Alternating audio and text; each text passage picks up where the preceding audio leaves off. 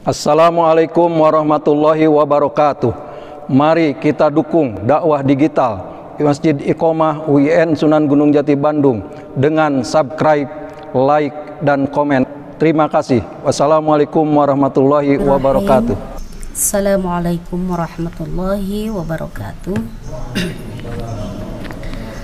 Bismillahirrahmanirrahim. Alhamdulillahirabbil alamin. Wa bihi nasta'in ala umuri dunya waddin wa ala alihi wa ashabihi ajma'in. Amma ba'du. Wa huwa asdaqul qailin. A'udzu billahi minasyaitonir rajim. Bismillahirrahmanirrahim. Wabtaghi fima ataka Allahu ad-daral akhirata wa la tansa nasibaka minad dunya wa ahsin kama ahsana Allahu ilaik wa la tabghil fasada fil ard wallahu la yuhibbul mufsidin. Al-Qasas ayat 77. Qala Nabi sallallahu alaihi wasallam, i'mal li dunyaka ka'annaka ta'ishu abadan wa'mal li akhiratika ka'annaka tamutu ghadan. Al-hadis. Amma ba'du.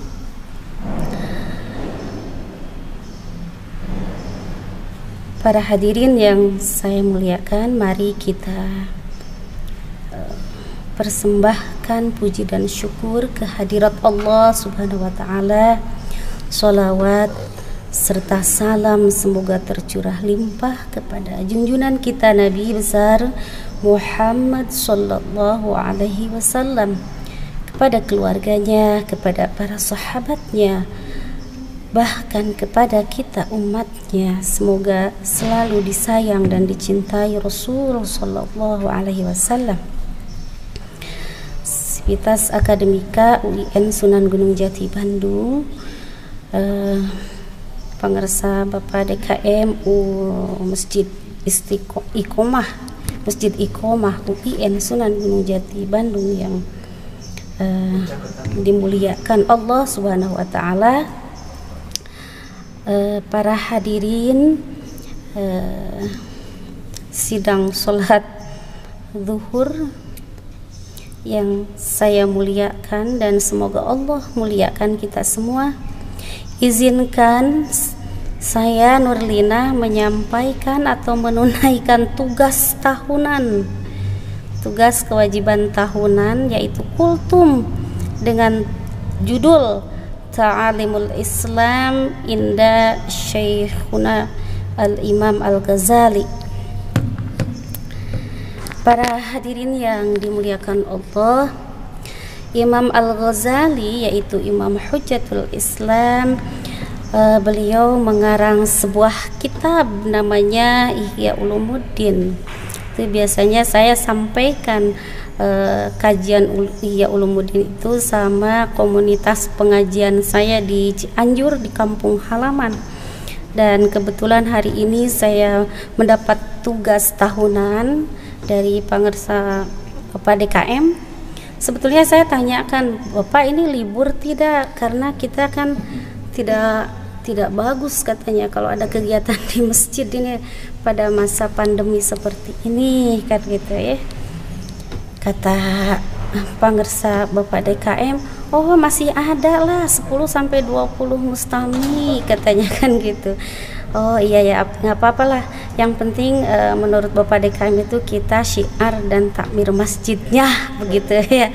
Itu oleh karenanya saya meskipun ya awalnya lupa sebetulnya karena memang tahunan ya, kalau jadwal tahunan lupa, itu makanya cepat-cepat saja tadi datang ke sini. Ternyata subhanallah masjidnya alhamdulillah sedang direhab dan mungkin akan mustaminya jemaahnya seperti biasa ya, kalau sebelum Covid sampai sangat banyak sekali.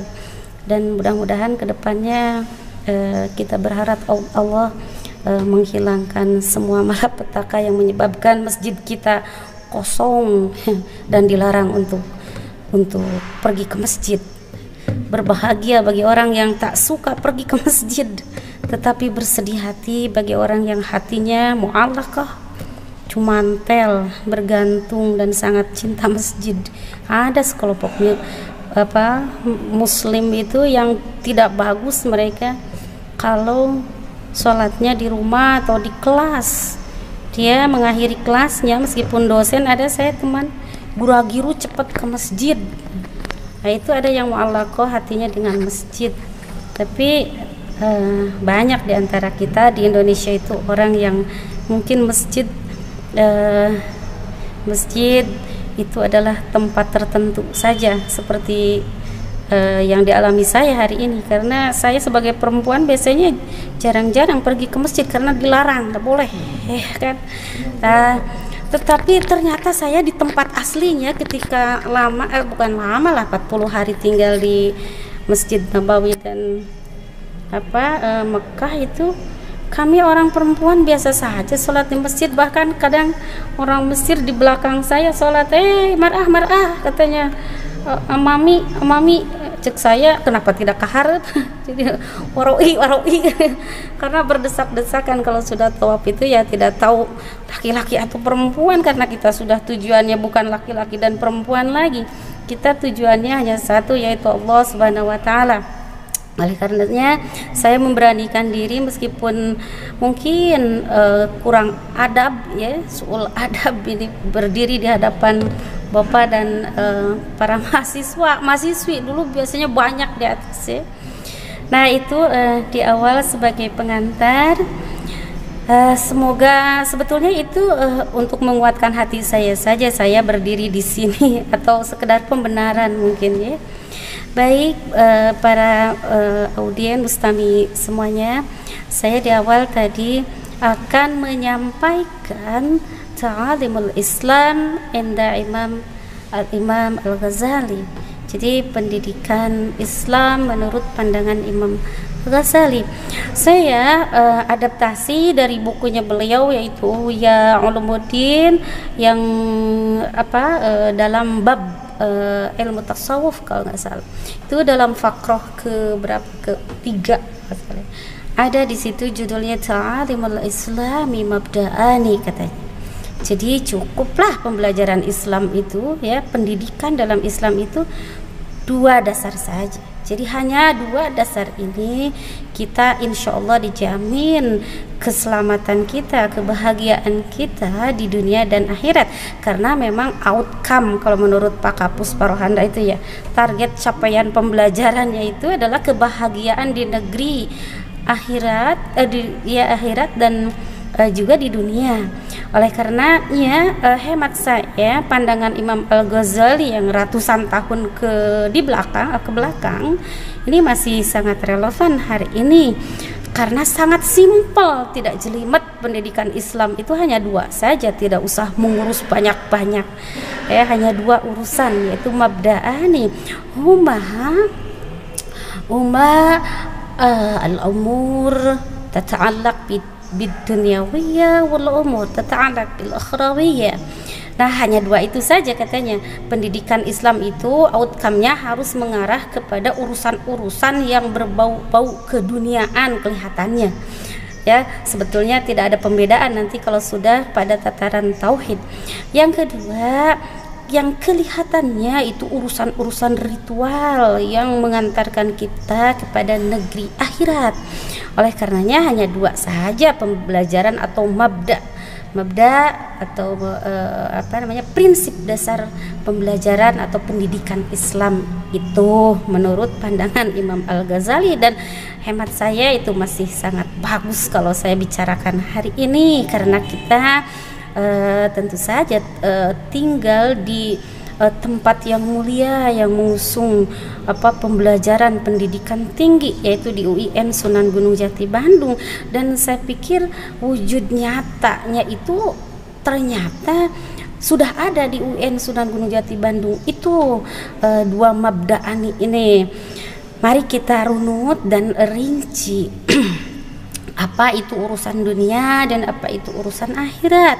Di awal saya sebagai mukadimah sampaikan sebagaimana dirujuk oleh Imam Al-Ghazali, yaitu tadi sepenggal sebetulnya satu ayat dalam Al-Quran yang mulia, surat Al-Qasas ayat 77 yang saya sampaikan di awal, wabtaghi fima atakallahu ad-daral akhirah. Jadi awal pada teks pertama ayat ayat Al-Qasas 77 ini itu Allah menyarankan, memerintahkan wabtaghi fima atakallahu ad-daral akhirah, ya. Jadi kita disuruhlah, diperintah untuk mencari. Makanya artinya, dan carilah pada apa yang telah dianugerahkan Allah kepadamu, yaitu kebahagiaan negeri akhirat, dan janganlah kamu melupakan kebahagiaanmu dari kenikmatan duniawi, dan berbuat baiklah kepada orang lain sebagaimana Allah telah berbuat baik kepadamu, dan janganlah kamu berbuat kerusakan di muka bumi. Sesungguhnya Allah tidak suka atau tidak menyukai orang-orang yang berbuat kerusakan. Nah, dua konteks dunia negeri akhirat dan negeri dunia ini sebetulnya kita sudah mengimaninya sebagai umat muslim. Nah, kemudian mengapa Allah dalam teks tersebut mengawalkan urusan carilah suruh menyuruh kita untuk mencari apa yang sudah Allah sebarkan, sudah Allah sediakan bagi kita untuk kehidupan kebahagiaan negeri akhirat. Ya, berbeda nanti dalam konteks tadi hadis yang saya sampaikan di awal, ketika Kangjeng Rasul Shallallahu Alaihi Wasallam menyampaikannya, justru beliau bilang i'mal lidunyaka, bukan al akhirah. Jadi i'mal lidunyaka ka'annaka ta'ishu abadan. Ini sepertinya kontradiksi ya antara teks satu dengan teks lain. Tetapi setelah kita teladani dan simak, ternyata ini beda kapasitas. Allah sebagai penyedia ladang untuk mencari apapun yang kita butuhkan guna menyongsong kehidupan dunia dan akhirat, maka tentu saja Allah sudah menciptakannya, sudah kalau dalam tujuan pembelajaran kita lihatnya ke outcome-nya adalah al-akhirah sebetulnya, tetapi jangan lupa bagian dunia. Nah, tetapi karena Kangjeng Rasul sallallahu alaihi wasallam itu adalah suri tauladan atau contoh ideal kita di dunia, dan beliau adalah pelaksana di dunia, maka beliau bilangnya i'mal lidunyaka ka'annaka ta'ishu abadan. Hemat saya itu sebetulnya tidak kontradiksi, justru ada dua teks yang sama-sama berbicara mengenai mabda atau prinsip dasar pembelajaran Islam, yang kedua-duanya sebagai sumber ideal bagi umat muslim yang beriman tentu saja. Nah, apa urusan dunia ini? Nah, urusan dunia ini sebetulnya banyak, ya semua urusan aja yang kita perlukan di dunia. Apa itu? Pendidikan, pekerjaan, penghidupan yang layak, keamanan, kemudian teknologi mungkin hari ini.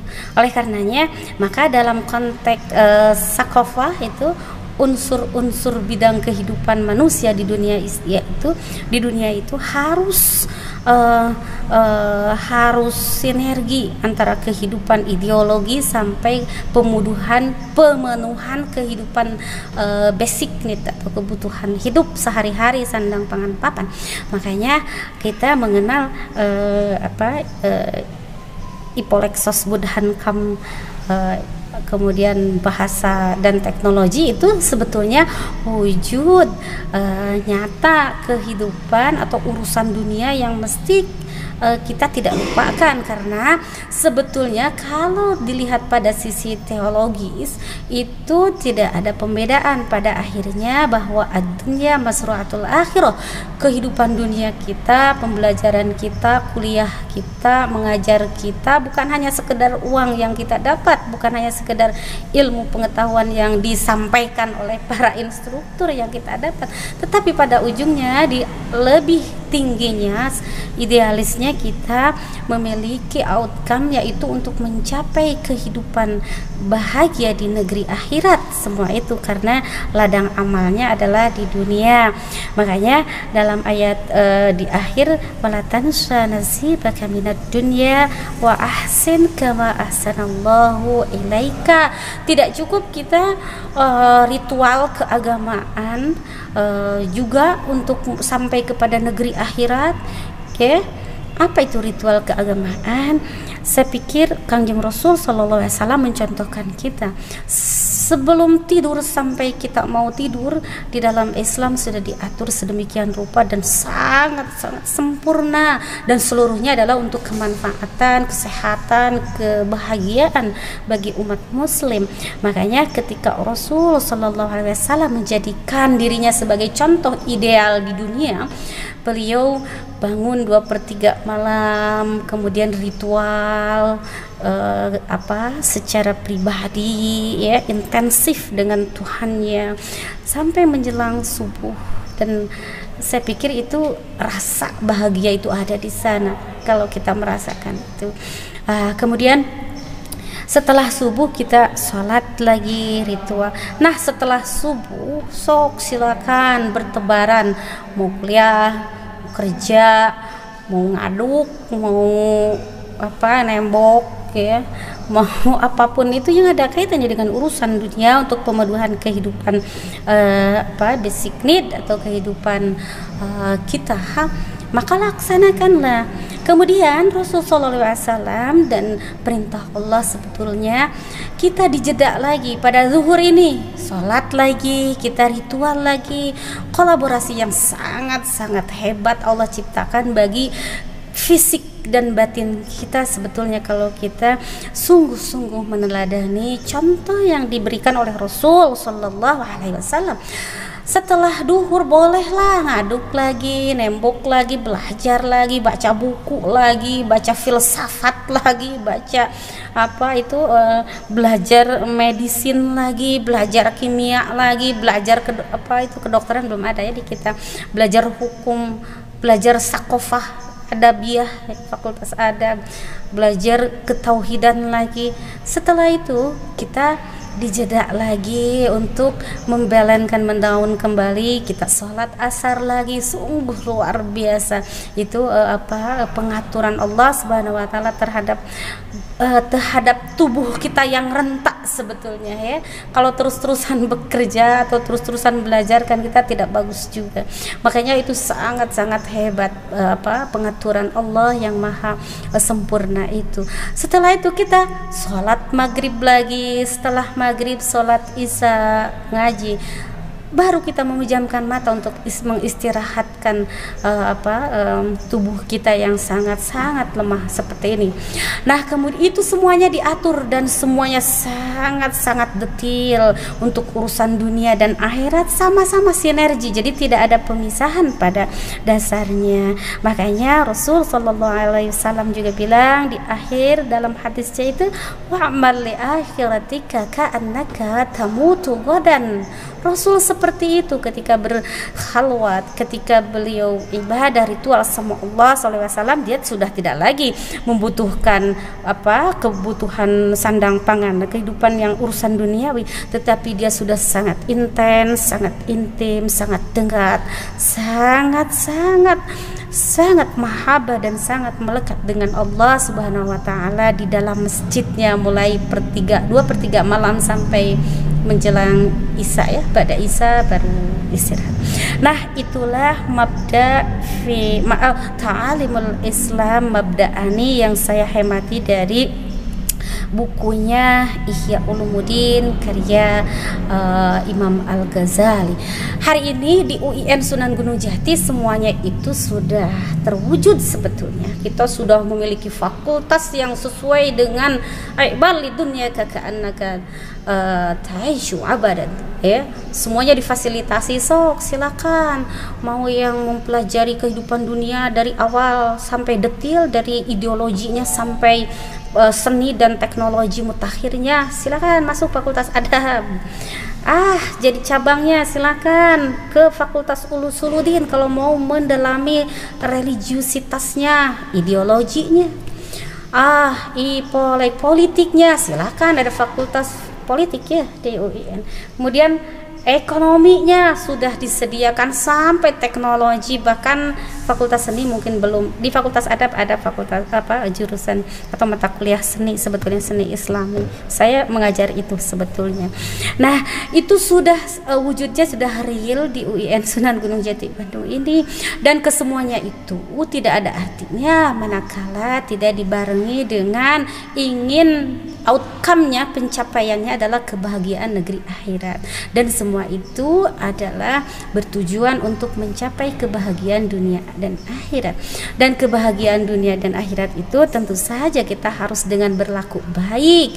Kita berlaku baik itu yaitu disipuh dengan ilmu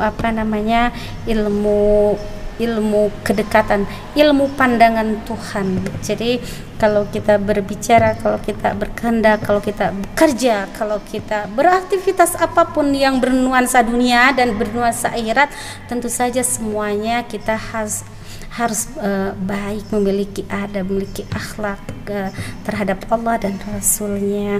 Makanya ketika kita melakukan itu seolah-olah kita dilihat sama Allah, ya kan? Allah melihat kita. Makanya saya tadi awal-awalnya selalu biasa nervous kalau di depan orang-orang bicara, apalagi di depan para bapak dan ibu-ibu kan gitu. Biasanya kalau di rumah ibu-ibu saja kan gitu ya, atau anak-anak gitu banyak sekali. Tapi kalau untuk kajian Isra Mi'raj misalnya, Maulid, tidak bisa dipisah pula karena memang kita banyak orang ya, biasanya suka senang orang-orang mengikuti kegiatan tersebut, dan itu semua sebetulnya ingin mencapai outcome pembelajaran kita, yaitu kebahagiaan negeri akhirat itu. Itulah mungkin kultum kita. Saya terlalu panjang sebetulnya ya, tidak 7 menit, lama sekali karena saya rindu dengan masjid ini. Dulu sangat-sangat penuh, sesak, bahkan bergerombol, sulit mau ikut sholat itu ya, penuh.